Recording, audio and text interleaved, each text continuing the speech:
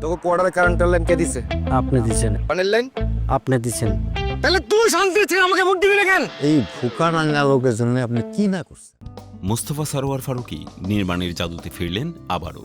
420 থেকে শুরু হওয়া রাজনৈতিক স্যাটারের এই যাত্রা এবারে পৌঁছেছে 840 ডেমোক্রেসি প্রাইভেট লিমিটেডে। প্রায় 2 দশক পর তিনি এই নতুন রাজনৈতিক স্যাটারের ট্রেলার প্রকাশ করেছেন। ফারুকী তার পেছনের ঐতিহাসিক কাজ 420-এর রেশ ধরে 840 নির্মাণের পেছনে ব্যক্তিগত অভিজ্ঞতা আর দেশের রাজনীতির বিচিত্র রূপকে তুলে ধরার চেষ্টা করেছেন। ফেসবুকে ট্রেলার শেয়ার করার পরই তিনি লিখেছিলেন, আগের অন্তর্বর্তী সরকারের সময় বানাই 420। প্রকৃতির কি বিচিত্র খেয়াল, আবার আসছে সেরকম একটা দুষ্টু কিছু, তাও আরেক অন্তর্বর্তী সরকারের আমলে। যেটা শুটিং করেছে ফ্যাসিবাদের কালে। খোদার কসম, এটা মুক্তি পাওয়ার পর তোমরা ভেবো না আমি আগেই জানতাম এই সময়ে অন্তর্বর্তী সরকার থাকবে। তাদের উচিত নিজের পয়সা খরচ করে অটো ভাড়া করে আপনার বাড়িতে এসে ভোটটা দিয়ে দাও। তা না হলে এটা কোন সাহসে বানালাম। আর ট্রেলার ফেসবুকে পোস্ট করে ফারুকী লিখেছেন, গত শীতে আমরা যখন এটা শুটিং করেছিলাম তখনও জানি না আদৌ এটা দেখানো যাবে কিনা, আর আজকে 480-এর ট্রেলার আপনাদের সাথে শেয়ার করছি।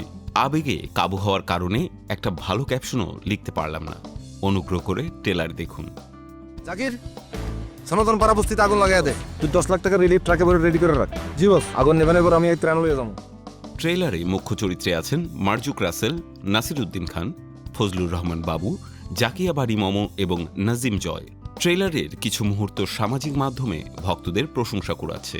একজন ট্রেলার দেখে মন্তব্য করেছেন, ফারুকীর কাজ মানে সমাজের একটি নিখুঁত আয়না, আর এই আয়নার রাজনীতির পেছনে লুকোনো অন্ধকারগুলো আরও স্পষ্ট হয়ে উঠবে।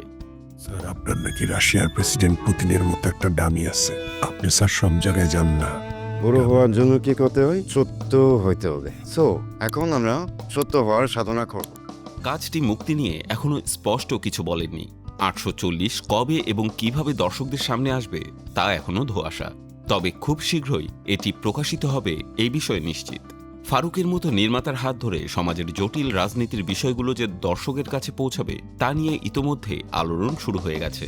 এখন শুধু অপেক্ষার পালা। রাজনীতিতে সবসময় অ্যাটাক চলে না, মাঝে মাঝে সময় আসে পাইতা দেওয়া।